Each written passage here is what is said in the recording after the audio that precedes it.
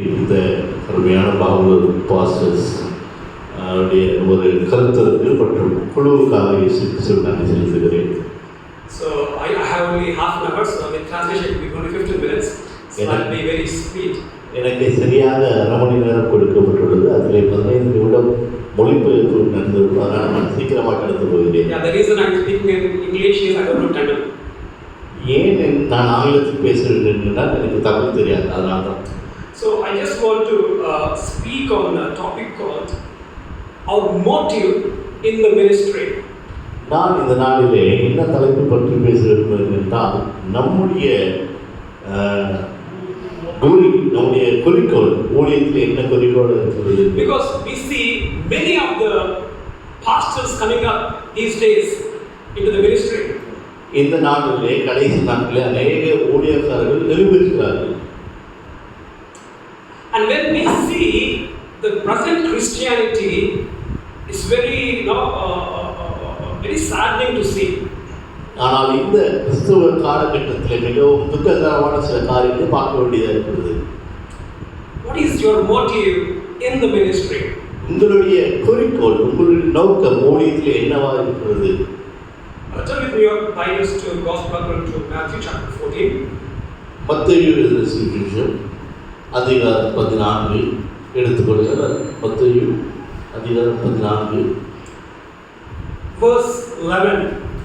11வது வசனம்.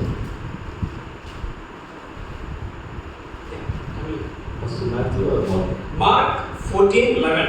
மன்னிக்கவும், மார்க் எழுதின சுவிசேஷம் 14ஆம் அதிகாரம் வசனம் 11. அவர்கள் அதை கேட்டு சந்தோஷப்பட்டு அவனுக்கு பணம் கொடுப்போம் என்று வாக்குத்தத்தம் பண்ணினார்கள். Promised to give him money. அவர்கள் அவனுக்கு பணத்தை கொடுக்க வாக்கு பண்ணினார்கள். We see the same thing in Matthew 26:14 and 16. இதே காரியத்தை மத்தேயு எழுதின சுவிசேஷம் 26ஆம் அதிகாரம் 14 முதல் 16 வரை பார்க்கிறோம். 26:14 and 16. Can someone read? மத்தேயு 26 14 முதல் 16 வரை. அப்பொழுது 12 ஒருவனாகி யூதாஸ் காரியத்து என்பவன் பிரதான ஆசாரியனுக்கு போய், நான் அவரை உங்களுக்கு காட்டிக் கொடுக்கிறேன், நீங்கள் எனக்கு என்ன கொடுக்கிறீர்கள்? What will you give me if I deliver him to you? நான் அவரை காட்டிக் கொடுத்தால் நீங்கள் எனக்கு என்ன கொடுப்பீர்கள்? What will you give me if I show him? நான் அவரை காண்பித்தால் நீங்கள் எனக்கு என்ன கொடுப்பீர்கள்? I want to talk on the topic called investing and selling Jesus. Selling Jesus. Selling Jesus. நான் என்ன சொல்கிறேன், இயேசு கிறிஸ்துவை விற்பனை செய்கிறார்கள். And investing on Jesus. இயேசு கிறிஸ்துவின் மேல் இன்வெஸ்ட் பண்ணுகிறது. மூலாதாரத்தை போடுகிறார்கள். Okay. We do either of these two things. இந்த ரெண்டு காரியத்துல ஏதாவது ஒன்றுதான் செய்திருக்கிறீர்கள். Either you sell Jesus. ஒன்று நீங்கள் இயேசு கிறிஸ்துவை விற்கிறீர்கள். Either you invest on Jesus. இல்லை என்றால் இயேசு கிறிஸ்துவின் மேல் மூலாதாரத்தை அல்லது காரியத்தை போடுகிறீர்கள். Now who is this man who is asking, who is telling to this the high chief priest, what will you give me if I deliver him? பிரதான ஆசாரியனிடத்தில் இந்த மனிதன் கேட்கிறான், நான் இயேசு கிறிஸ்துவை உங்களிடத்தில் காட்டி கொடுத்தால் விற்றால் நீங்கள் எனக்கு என்ன கொடுப்பீர்கள்? Who is this man who is telling? யார் இந்த மனிதன்? Who is this man? We see that he is no one else but he is the apostle Judas. யார் அந்த மனிதன் நீங்கள் பார்க்க வேண்டாம், வேறு யாருடைய அப்போஸ்தலன் ஆகிய அந்த 12 ஒருவனாகிய யூதாஸ் காரியத்து. It is one from these 12 disciples. அந்த 12 சீடர்களில் ஒருவன் தான் இந்த யூதாஸ் காரியத்து. Now why I have taken this topic is we are all pastors sitting here. ஏன் இந்த தலைப்பை எடுத்துக்கொண்டேன் என்றால் நாம் இருக்கிற அனைவரும் தேவனுக்கு ஊழியம் Now செய்கிறவர்கள். who is this man? If you see John chapter 12 verse 6. யோவான் எழுதின சுவிசேஷம் 12ஆம் அதிகாரம் வசனம் 6. அவன் தரித்திரத்தை குறித்து கவலைப்பட்டு இப்படி சொன்ன அவன் திருடனானபடினாலும் He was a thief. அவன் திருடனானபடினாலும் and he had a bag. அவன் கையிலே பணப்பையை வைத்துக் கொண்டதாலும். And chapter 13 verse 29. அது 13ஆம் அதிகாரம் வசனம் 29 பார்ப்போம். யூதாஸ் பணப்பையை வைத்துக் கொண்டிருந்தபடினால் அவன் போய் பண்டிகைக்கு தேவையானவர்களை கொள்ளும்படிக்காவது தரித்திரருக்கு ஏதாவது கொடுக்கும்படிக்காவது இயேசு அவருடைய சந்திப்பார் என்று சிலர் நினைத்தார்கள். So we see that he had a bag. அவரிடத்தில் பணப்பை இருந்தது. What is this bag? என்ன by? This bag is a money bag. அந்த பையில் பணம் இருந்ததுதான் பணப்பை அவரிடத்தில் இருந்தது. He is a treasurer among these 12 people. அந்த 12 சீடர்களில் இவர்தான் அந்த பொருளாதாரத்தை நிர்வகிப்பவர். That's what we see in 12:6, no? But because he was thief and had a bag, and where what was put therein. No, he had a bag. மறுபடியும் 12:6 உங்களுக்கு படிக்கிறேன். நான் தரித்திரத்தை குறித்து கவலைப்படாதே. Now if we see this man, he has went to the chief priest and asking, what will you give me if I show you Jesus Christ? இவன் இப்படிப்பட்ட மனிதனானபடியால் பிரதான ஆசாரியர்கள் போய் கேட்கிறான், இயேசு கிறிஸ்துவை காண்பித்து கொடுத்தால் என்ன? What he is doing with Jesus Christ? அவன் இயேசு கிறிஸ்துவிடம் என்ன செய்கிறான்? He is doing business with Jesus Christ. அவன் இயேசு கிறிஸ்துவை வைத்துக் கொண்டு தொழிலை செய்து, அதாவது வியாபாரத்தை செய்து வருகிறான். What will you give me? நீங்கள் என்ன கொடுப்பீர்கள்? Many follow Christ to do business in his name. இந்த நாட்களிலே அநேகர் இயேசு கிறிஸ்துவின் நாமத்தை கொண்டு வியாபாரத்தை செய்து வருகிறார்கள். That's true. அதுதான் உண்மை. Even if you tell it's wrong, it's true. ஒருவேளை நீங்கள் சொல்லலாம் இல்லை இது பொய் என்று, ஆனால் நான் சொல்லுவேன் இல்லை இது உண்மைதான் என்று. We do business. நீங்கள் வியாபாரத்தை செய்து in the name of ministry. இயேசு கிறிஸ்துவின் நாமத்தினால், ஊழியத்தின் நாமத்தினால். Because we have Christ.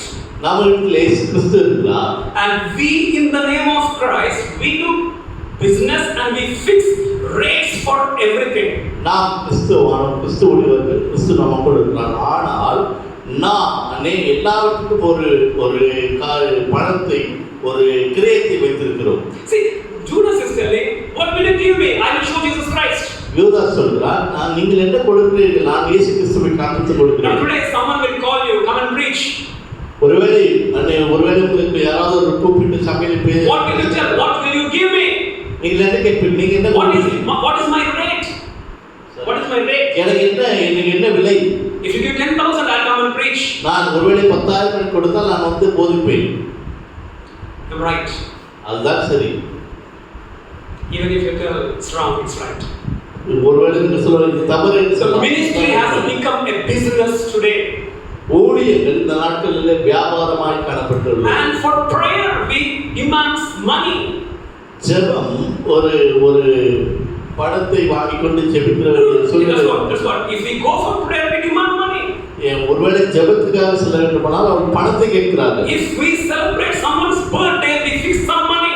ஒருவேளை சிலருடைய பிறந்த நாளை கொண்டாட வேண்டுமானாலும் பணத்தை, engagement money, நிச்சயதார்த்தமானாலும் பணம், marriage money, திருமணமானாலும் பணம்.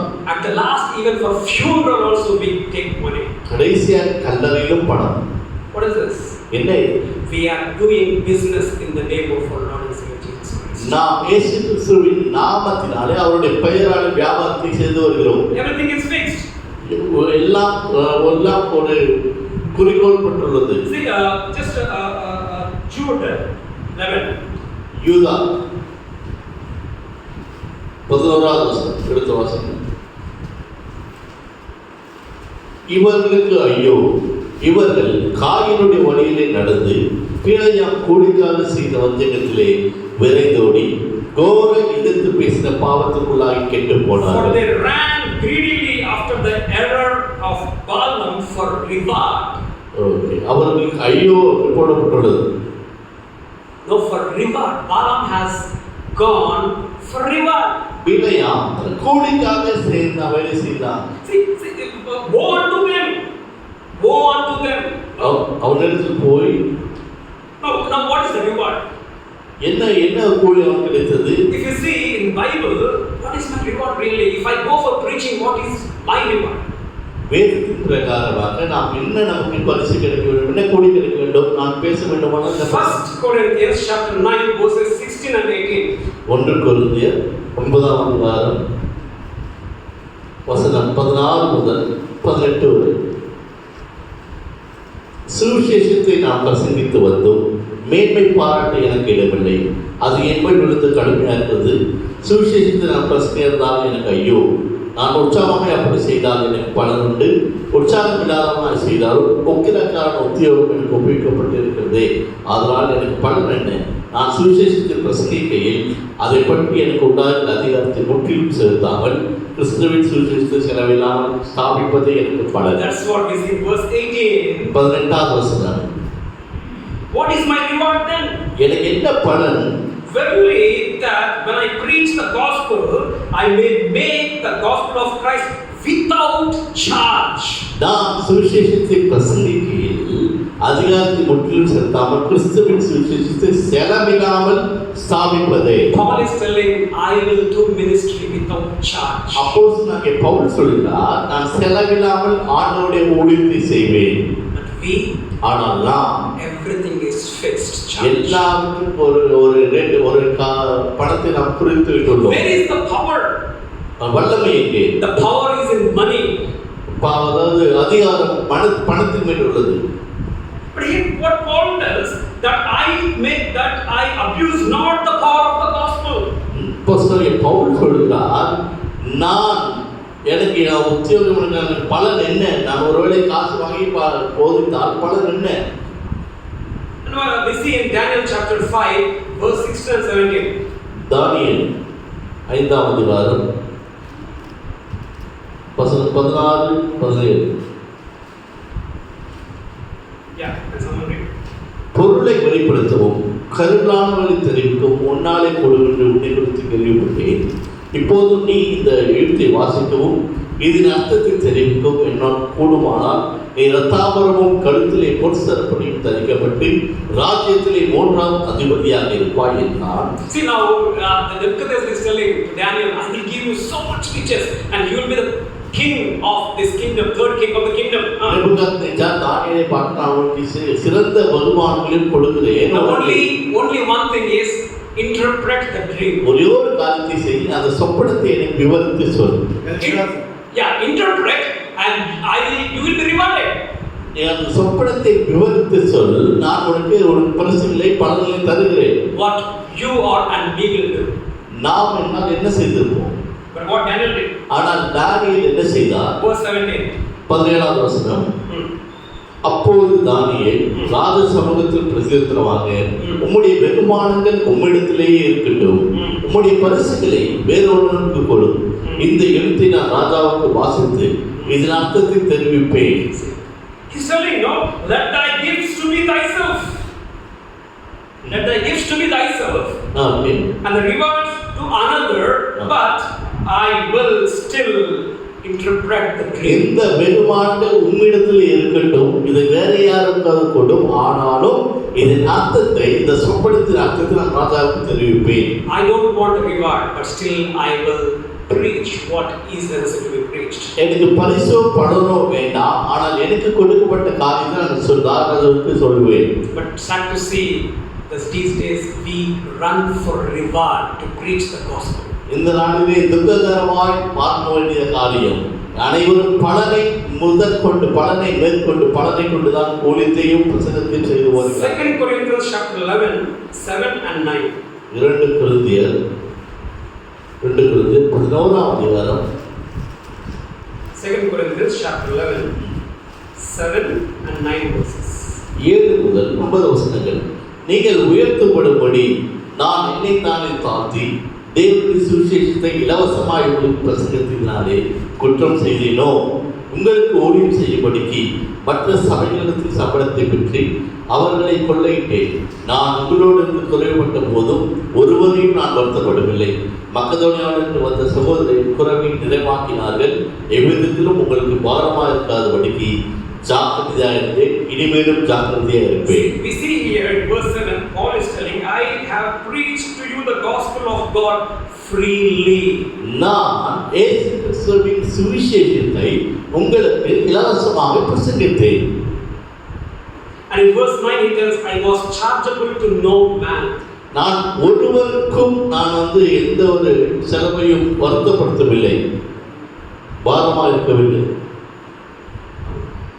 And he said, I kept myself burdensome. No, he didn't keep any burdensome to anyone. நான் யாருக்கும் பாரமாக இருக்கவில்லை. And I will be like that.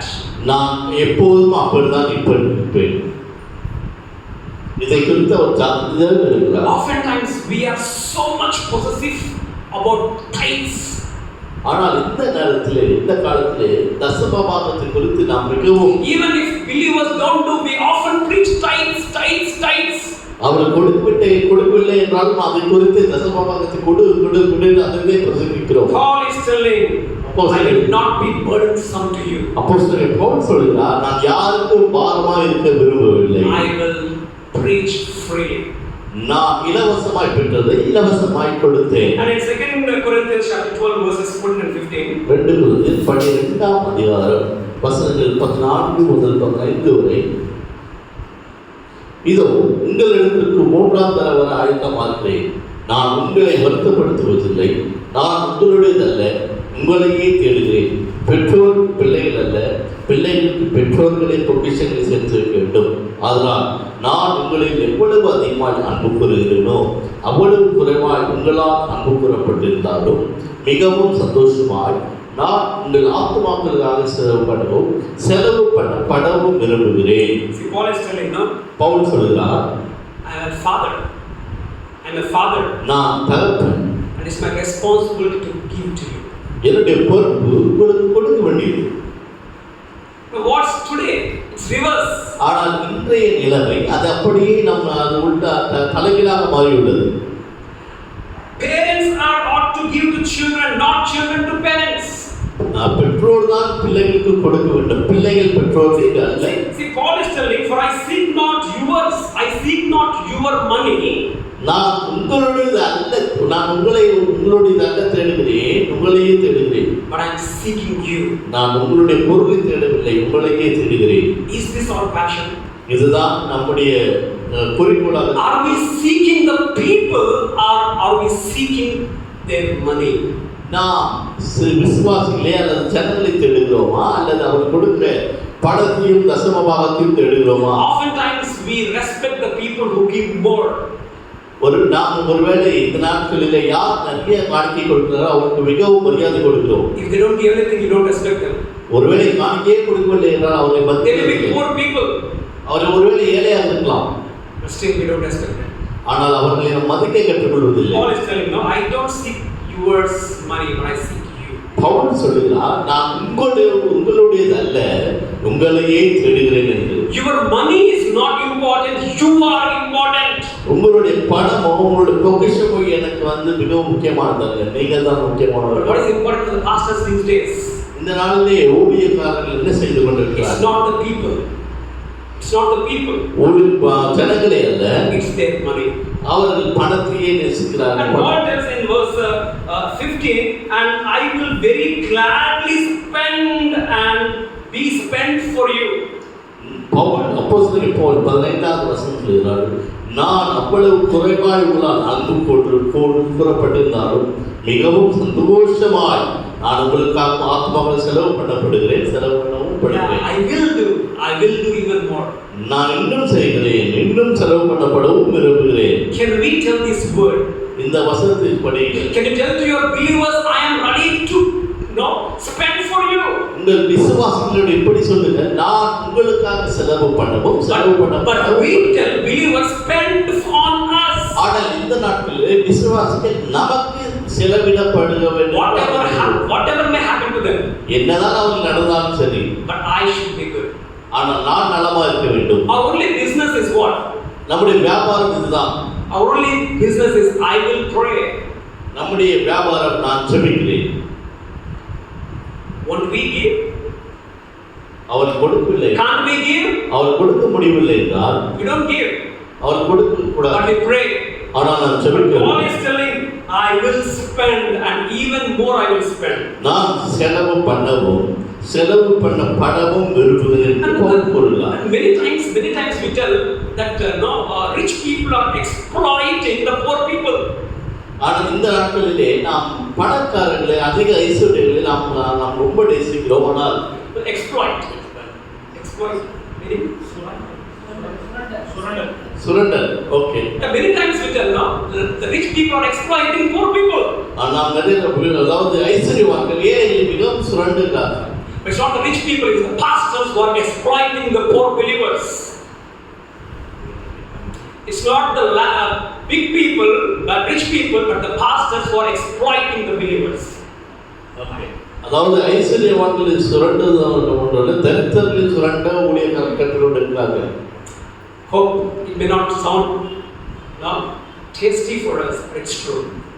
இந்த நாளிலே நம்முடைய தாகம் எப்படி இருக்கிறது? It's true. அதுதான் உண்மை. And even we sell the Lord for our wrong teachings. இந்த நாளிலே ஆண்டவருடைய ஊழியத்தை நாம் ஆண்டவருடைய பிரசங்கத்தில் தவறாக பிரசங்கிக்கிறோம். Wrong teachings. தவறான போதகத்தை நாம் பிரசங்கிக்கிறோம். 2 Corinthians chapter 2 verse 17. 2 கொரிந்தியர் 2ஆம் அதிகாரம் 17வது வசனம்.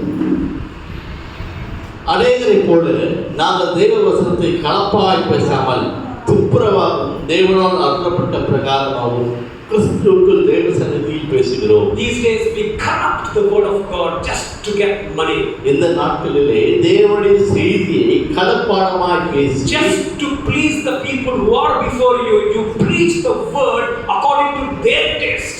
உங்களுடைய முன்னாடி இருக்கிற விசுவாசிகள் யாரை பிரியப்படுத்த விரும்புகிறாரோ அவருடைய ஏக்கத்துக்கு தக்கதாக நீங்கள் பிரசங்கிக்கிறீர்கள். We corrupt his word. உங்களுடைய தேவனுடைய வசனத்தை நீங்கள் கலப்பாய் பேசுகிறீர்கள். And in 2 Corinthians chapter 4 verse 2. 2 கொரிந்தியர் 4ஆம் அதிகாரம் வசனம் 2.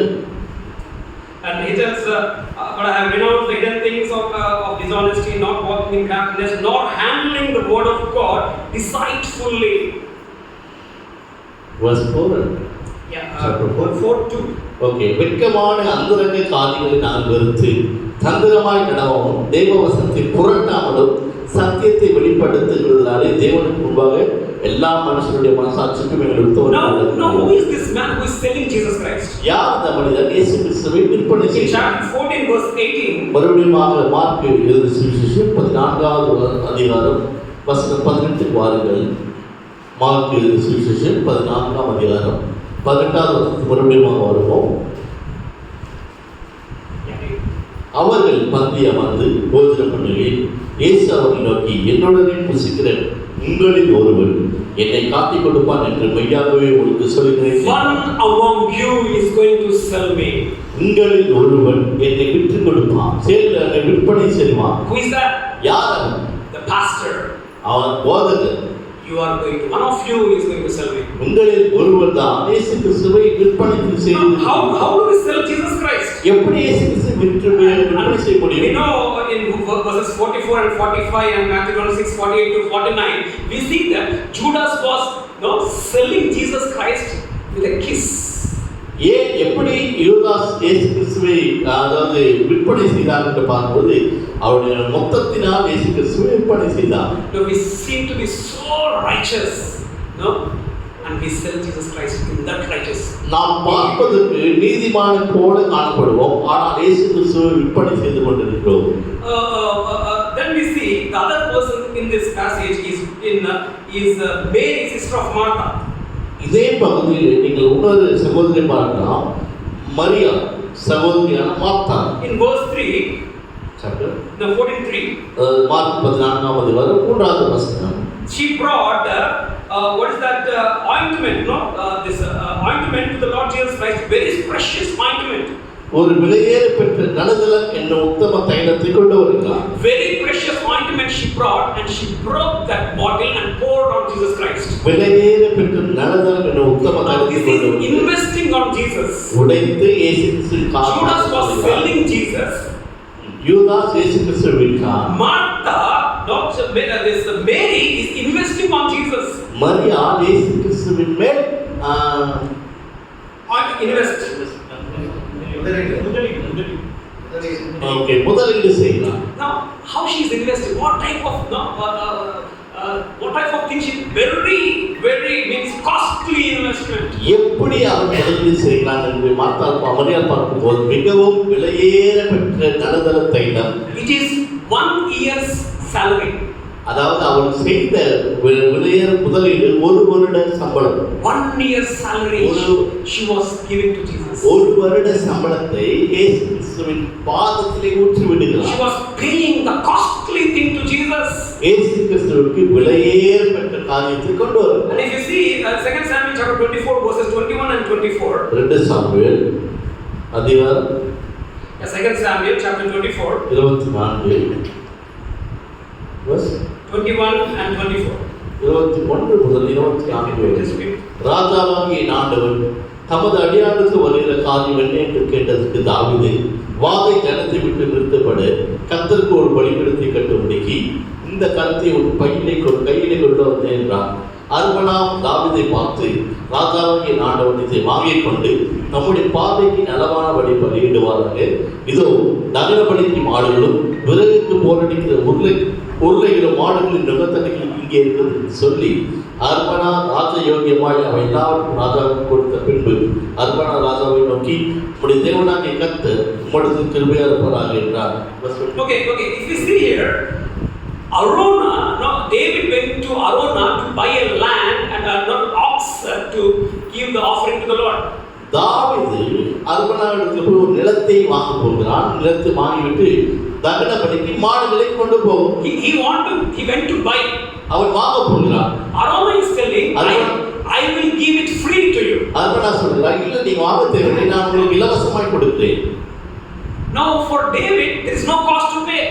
தாவீது இப்போது ஒன்றும் விலை கொடுக்க தேவையில்லை. Now in that position if you are there what you will do? ஒருவேளை தாவீது ஸ்தானத்திலே நீங்கள் இருந்தால் நீங்கள் என்ன செய்திருப்பீர்கள்? Now I went to buy a land there. நான் அந்த இடத்திலே போய் நிலத்தை வாங்க வேண்டும். And that person tells, Pastor, I will give this land free to you. ஒருவேளை அந்த நபர் சொல்ற பாஸ்டர் உங்களுக்கு அந்த what we will tell? இலவசமாக கொடுக்கிறேன். Hallelujah, may God bless you. நீங்க சொல்லுவீங்க உடனே ஹalleluya கர்த்தர் உங்களை ஆசீர்வதிப்பார். What David is telling there? ஆனா தாவீது என்ன சொல்றார்? In verse 21 21வது வசனம் he tells that to buy the 24 24வது வசனம் 21 and 24 if you see. And David said to buy the threshing floor of thee, to build an altar unto the Lord, that the plague may stop. And also in verse 24 I think so. 24. And the king said unto Araunah, but I will surely buy it from you with a price. I will buy it. 24ஆம் வசனம் பாருங்கள். ராஜா அர்பனாவை பார்த்து அப்படி இல்லை, நான் இலவசமாக வாங்கி என் தேவனாகிய கர்த்தருக்கு சர்வாங்க தகனம் செலுத்தாமல் அதை ஒரு கையிலே விலைக்கிரயமாய் வாங்குவேன். I will pay price and buy it. நான் அதனுடைய விலை கிரயத்தை கொடுத்து வாங்குவேன். And he tells in the same verse 24, neither I will offer burnt offerings unto the Lord my God of that which doth cost me nothing. நான் இலவசமாய் வாங்கி என் தேவனாகிய கர்த்தருக்கு சர்வாங்க தகனபடி செலுத்தாமல் அதை உன் கையிலே விலைக்கிரயமாக வாங்குவேன் சொல்லி I will not give anything which doesn't cost me anything. நான் விலை கொடுத்துதான் வாங்குவேன், நான் விலை கொடுக்காமல் எதையும் வாங்க மாட்டேன். It should cost me. அது என்னுடைய விலைக்கிரயமாக I will buy it. நான் வாங்க வேண்டும். But we, ஆனால் நாம் it should not cost us anything. என்ன ஒரு விலைக்கிரயமாக Everything free. எல்லாம் இலவசமாக வர வேண்டும் என்று பார்க்கிறோம். Here we see Mary has given her costly thing to the Lord. Maria இயேசு கிறிஸ்துவின் பாதத்தடியில் விலையேற பெற்ற நலதரத்தை ஊற்றி விட்டார். And in verse 3 in 14 Mark 14 mark 14ஆம் அதிகாரம் வசனம் 3 we see that it was a very precious what is that scent? அது ஒரு விலையேற பெற்ற நலதரம், உத்தம தைலமுள்ள வெள்ளை கல் பரணியை கொண்டு வந்தது. First she gave costly to the Lord. முதலாவது விலையேற பெற்றதை கொண்டு வந்தார். Second thing, she has given the precious thing to the Lord. இரண்டாவது உத்தமத்தை கொண்டு வந்தார். உத்தமமான தைலமுள்ள வெள்ளை கொண்டு வந்தார். Can we give precious thing to the Lord? நீங்கள் உத்தமமான காரியத்தை கொண்டு வருவீர்கள். Oftentimes we will not give precious things to the Lord. Precious things we will give, the things which are not precious we will give to the Lord. உத்தமமான காரியம் விலையேற பெற்ற காரியத்தை நாம் வைத்துக் கொள்வோம், விலை இல்லாத காரியத்தை ஆண்டவருக்கு கொடுத்து விடுவோம். And the last thing what Mary has done is she broke the bottle. கடைசியாக மரியாள் அதை உடைத்து என்று பார்க்கிறோம். Broke and poured it. on the Lord Jesus. அந்த உத்தம வெள்ளைக்கல் பரணியை கொண்டு வந்து உடைத்து அந்த தைலத்தை அவர் சிரசின் மேல் ஊற்றினார். She gave complete investment. முழுவதுமாக இயேசு கிறிஸ்துவின் முதலுக்கு She did not give one drop for herself. ஒரு drop for herself. அவள் ஒரு சொட்டு தைலத்தை கூட அவனுக்காக வைக்கவில்லை. It was a costly investment. அது மிகவும் கனமான விலையேற பெற்ற முதலீடு. It was a precious investment. அது உத்தமமான முதலீடு. And it was a complete investment. அது ஒரு முற்று முடியமான ஒரு முதலீடு. Then we see in 2 Timothy chapter 4 verse 6, 2 தீமோத்தேயு verse 4 chapter 4 verse 6. 4வது வசனம் 6. ஏனென்றால் நான் இப்போது வானபலியாக வார்க்கப்பட்டு போகிறேன், நான் தேகத்தை விட்டு பிரியும் காலம் வந்தது. In NKJV it is like that, for I am already being poured out. NKJV வேதாகமத்தில் இப்படியாக போடும், நான் முன்னதாகவே வார்க்கப்பட்டு விட்டேன். I am ready to be poured out. நான் வார்க்கப்பட ரெடியா தயாராக இருக்கிறேன். These days pastors, இந்த நாளிலே ஊழியக்காரர்கள், we are ready to be poured in. நாமே வார்க்கப்பட்டு போகிறோம், உள்ள போகிறோம். ஆனால் போகிறது தீமோத்தேயு வார்க்கப்பட்டு போகிறோம். As God's servant, தேவ ஊழியர்கள், do we care for the people? மக்களுக்கான ஒரு கரிசனை கொண்டவர்களாக இருக்க வேண்டும். How are we?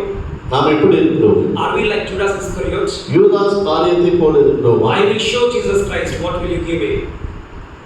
I will show Jesus Christ, what will you give me? இயேசு கிறிஸ்துவை பார்த்து, இயேசு நம்மை பார்த்து நீங்க என்ன கொடுக்கிறார் கேட்க முடியுமா? Or will be like Mary, not giving the costly, giving the precious and giving it completely? ஒருவேளை நாம் மரியாதை போல விலையேற பெற்றதால் உத்தமமாக முற்று முடிவுமாக முடிய எல்லாவற்றையும் கொடுக்க நாம் ஆயத்தமா இருக்கிறோமா? We may think, see, now Judas is the person who is not, he's a thief, Bible tells. யூதாஸ் காரியத்தை ஒரு திருடன் என்று வேதமே சொல்கிறது. And in John 12 verses 4 and 5 it tells that he doesn't care for the poor. யோவான் 14ஆம் அதிகாரத்தை பார்க்கும்போது 4 and 5 it tells that he doesn't care for the poor. அவர் மக்களை குறித்து கவலைப்படவில்லை. Do we care for the poor people? ஆனால் நாம் ஏழைகளை குறித்து கவலைப்பட வேண்டும். We have so much. நம்மை சுற்றி அநேக ஏழைகள் இருக்கிறார்கள். Do you care for your believers in your church? நம்முடைய சபையில் வரும் ஏழை விசுவாசிகளுக்காக நாம் கவலைப்படுகிறோம். Poor widow who doesn't have anything, do we care for them? நம்முடைய சபைக்கு ஒரு விதவை ஒன்றுமே இல்லாதவர்களுக்காக நாம் கவலைப்படுகிறோம். Oftentimes we are like Judas who doesn't bother for the poor. ஒருவேளை நாம் யூதாஸ் காரியத்தை போல ஏழைக்காகவும் நாம் கவலைப்படாமல் இருக்கிறோம். In verse 9 of Mark chapter 14 the Lord tells, mark 14ஆம் அதிகாரம் வசனம் 9 கர்த்தர் சொல்கிறார். Now we may think, what did Mary get by giving that to everything to Jesus? மரியாள் இயேசு கிறிஸ்துவுக்கு எல்லாவற்றையும் கொடுத்து விட்டால், what did she get? அவளுக்கு என்ன கிடைத்தது? That's what, of course I don't want to read that because of time. That's what we see in John 12:4 and 5 that Judas tells, why are you not wasting that? அந்த இடத்துல யோவான் புத்தகத்தில் நீங்க பார்க்கும்போது யோவான் கருத்து சொல்றான், இது மிகப்பெரிய விலையேறப்பட்ட காரியமாக ஏன் இதை வேஸ்ட் பண்ணுகிறார், விலைமாக்குகிறார் என்று சந்தேகிக்கிறார். இதை விட்டு ஏழைகளுக்கு கொடுக்கலாம் என்று சொல்கிறார். But Jesus tells in verse 9 of Mark 14. Mark 14:9 இயேசு கிறிஸ்து இப்படியாக சொல்கிறார். Verily I say unto you, wheresoever that this gospel shall be preached throughout the whole world, this also that she hath done shall be spoken for a memorial of her. இந்த சுவிசேஷம் உலகத்தில் எங்கெங்கே பிரசங்கிக்கப்படுமோ அங்கேயே இவளை நினைப்பதற்காக இவள் செய்ததும் சொல்லப்படும் என்று 2025 years have completed. 2025 வருடம் முடிந்தது. Till today we speak about this. இன்று வரைக்கும் நான் அந்த விலையேற பெற்ற அந்த ஸ்ரீயை குறித்து மரியாதை குறித்து பார்க்கிறோம். And the act which she has done is going to stay for eternity. அவள் செய்த காரியம் நித்தியமாய் பேசப்படுகிறது, நித்தியமான காரியமாய் மாறியது. In Revelation 22 verse 12, John tells that Lord, behold I come quickly, to give the reward for every man according to his works. வெளிப்படுத்தல் இதுவும் நான் சீக்கிரமாய் வருகிறேன், அவனுக்கு தகுந்த பலன் என்னோடு கூட வருகிறது என்று வெளிப்படுத்தல் சொல்கிறார். He is coming with a reward. அவர் நமக்கு கொடுக்கும் பலனோடு கூட வருகிறார். What we have done. நாம் என்ன செய்து How கொண்டிருக்கிறோம்? is our investment? நம்முடைய முதலீடு Is எது? it costly investment? ஒருவேளை அதுல விலையேறப்பட்ட Is it precious முதலீடா? investment? அல்லது உத்தமமான Is it முதலீடா? complete investment? அது முற்றும் முடிய ஒரு முதலீடா? Probably they may be piling up here on earth, ஒருவேளை நாம் இந்த உலகத்தில் அதை வாங்கிக் கொண்டிருக்கலாம். but in eternity you have nothing. ஆனால் பரலோகத்தில் நமக்கென்று எதுவுமே இல்லை முதலீடு.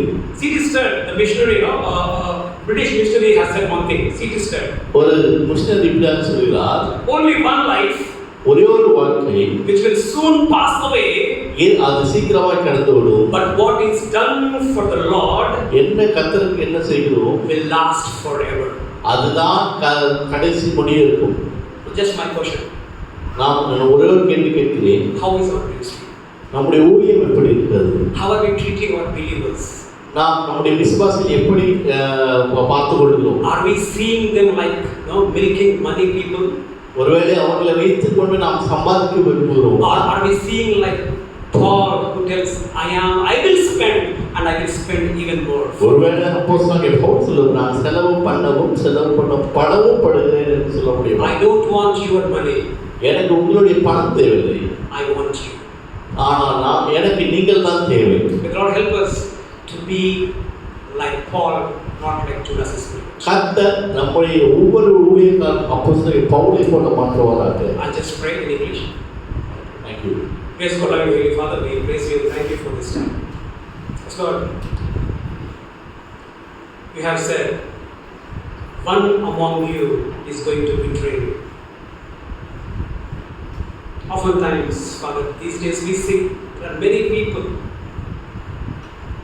in the name of ministry are robbing the churches, robbing the people. I will show Jesus Christ. What will you give me? Oftentimes we are the same. Help us, Lord, not to be like Judas Iscariot, but like Paul. I am ready to be poured out and even spend even more. Help us, Lord, to be like Mary, who has given the precious, the costly, the complete investment. You are coming with the reward. What all we have done. Help us, Father, not to be like Judas, but like Mary, to have a precious, complete investment upon you. Thank you in Jesus' most precious name. Amen. Thank you, Pastor. நல்ல அருமையான தேவனுடைய வார்த்தையை கேட்டோம். கர்த்தர் தாமே இந்த வார்த்தையினாலே அனைவரையும் ஆசீர்வதிப்பாராக. அல்லேலூயா.